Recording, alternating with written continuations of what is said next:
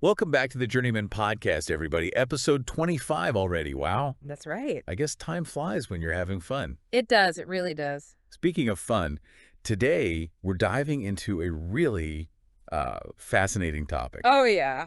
President Trump back in the Oval Office. What a story. Month one. What a month it's been. So before we get started, please do us a favor and hit that like button and subscribe to the channel. You know the drill. Yeah, help us out. Now, to really understand what's going on, we're going to dive deep into some source material, including a recent White House press briefing. That's right. Straight from the source. And for those of you who want to see the full thing, the whole briefing, we've got a link down in the episode description. It's over on the Forbes Breaking News YouTube channel. Check them out. Yeah, subscribe over there, too, if you like what you see. They've got some great stuff. Okay, so Trump's second term. The sequel. The sequel. What a comeback story. It is. I mean, 4 years. Yeah. 4 years out of the spotlight. And he comes back to a totally different political scene. Yeah, totally different. And he's not exactly easing back in, is he? No, he's not. He's hitting the ground running, you could say. 73 executive orders in the first 30 days. 73. It's a record. More than double what Biden signed in his first month and 4 times what Obama did. It's pretty remarkable. Yeah. So what does this tell us? About his governing style. Yeah, I mean, is this the new Trump? Well, it's certainly a sign that he's ready to make some big changes, and fast. You know, executive orders are powerful tools. Right. He can bypass Congress, implement policy directly.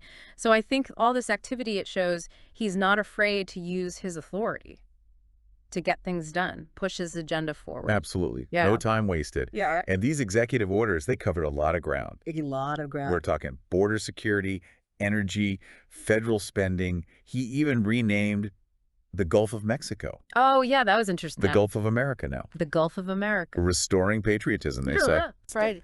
So it's definitely eye-catching. But I'm curious, is it more symbolic than anything else? That's a good question. I mean, is it genuine national pride? Or is it a distraction from maybe more important issues? Yeah, good point. And speaking of bold moves, he's also been busy reversing a lot of policies from the previous administration. Oh, yeah, a lot of undoing going on. We're seeing DEI programs eliminated, the Remain in Mexico policies back, border wall construction is starting up again, plus a big push for what they're calling merit-based federal policies. What are your thoughts on this whole approach?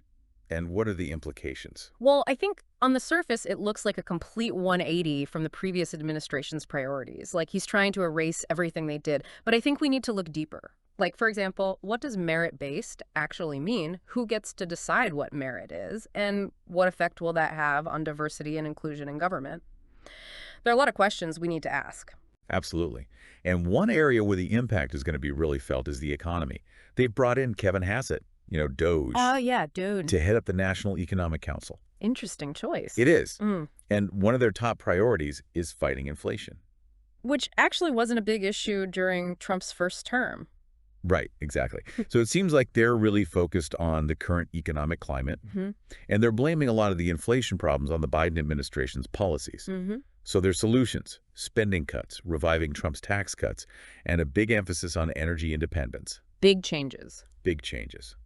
Do you think they'll be effective? Well, I think it's too early to say, for sure. There are always trade-offs with any economic policy, so we'll have to wait and see how it all plays out. Yeah. And then there's this idea of Doge dividend checks, sending 20% of budget savings back to taxpayers. I heard about that. Is it viable? Or is it just a gimmick?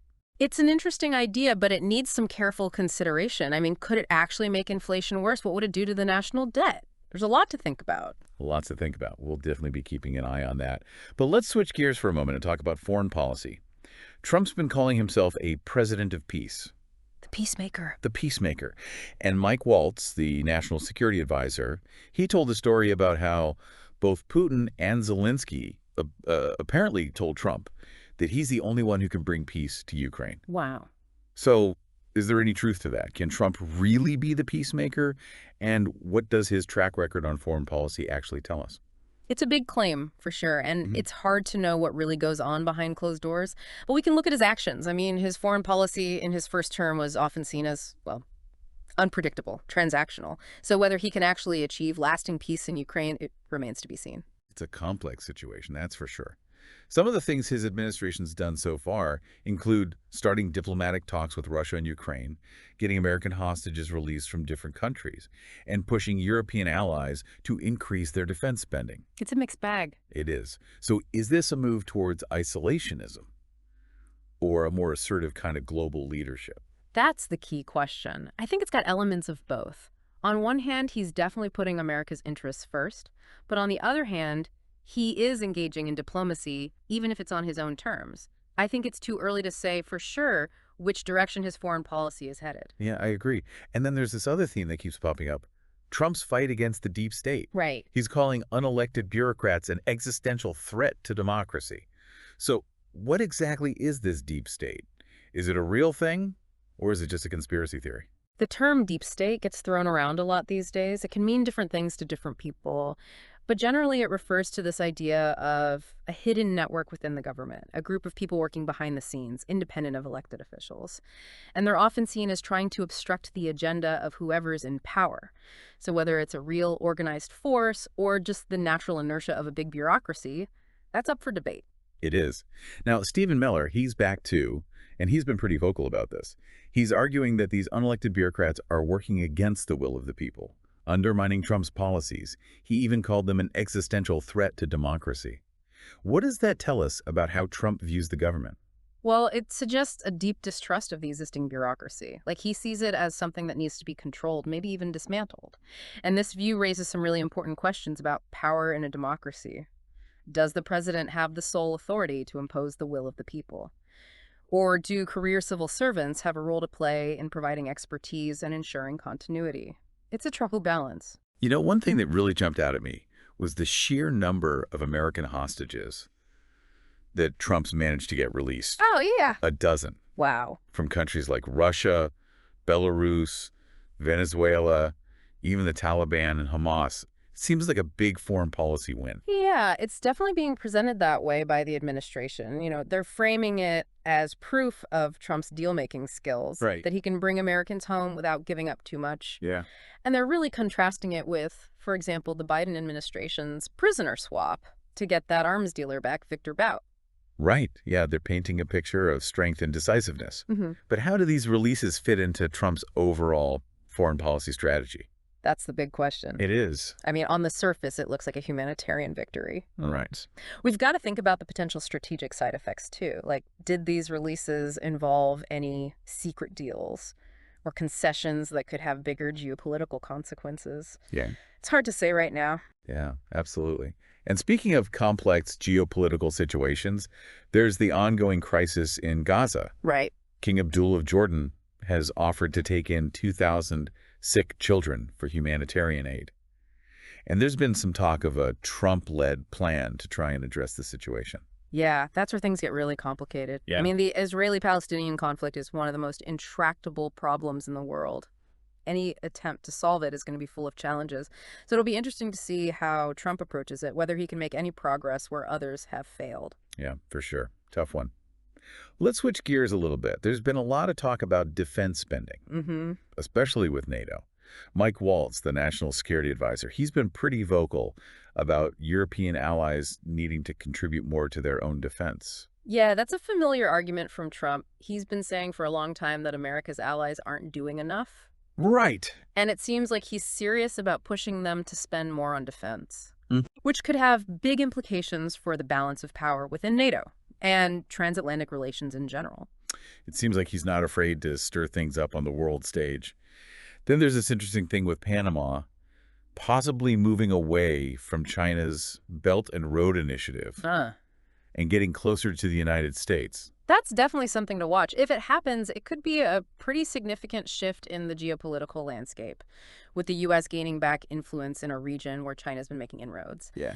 It also speaks to the bigger competition between those two superpowers for global influence. Yeah, it feels like we're seeing a reshuffling of the global deck, with Trump trying to put America back in the top spot. But let's bring it back home for a second. We were talking before about Trump's concerns about the so-called deep state, and Stephen Miller's strong words about unelected bureaucrats. It seems like they're not just talking, they're taking action. Yeah, you're right. They're trying to reshape the bureaucracy. They're proposing things like firing federal workers who they deem unproductive and bringing in outsiders like Elon Musk to help streamline government operations. Elon Musk, wow. Yeah, it's definitely gotten people talking. What do you make of that? Well, some people see it as a sign that Trump's serious about shaking things up and finding Yeah. new solutions. Right. Others see it as just a PR stunt.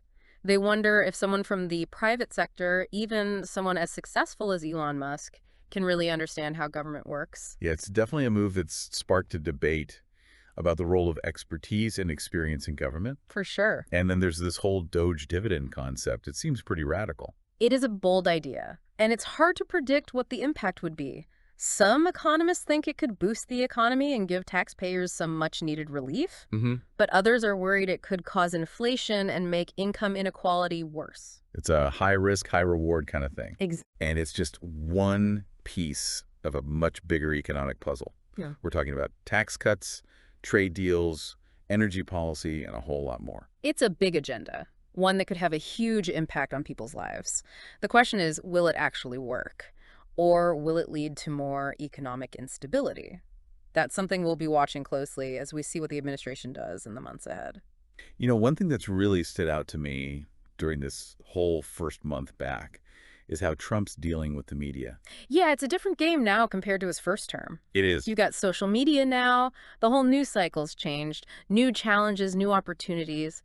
That press briefing we talked about earlier, it felt like a real performance, you know? Oh, Carefully staged. yeah. Leavitt, Miller, Hassett, Waltz, they were all on message, deflecting criticism, controlling the narrative. Seems like they've got a pretty well-rehearsed plan for dealing with the press this time around. They do. Embracing those new media platforms, giving a voice to what they're calling independent journalists, going around the traditional outlets they see as hostile. Yeah.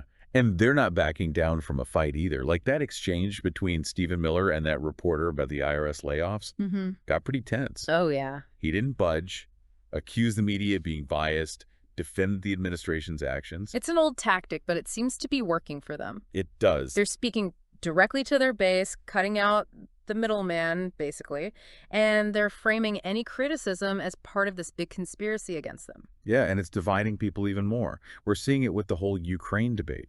Trump's blaming both sides, pushing for a negotiated settlement. Some people are calling it appeasement.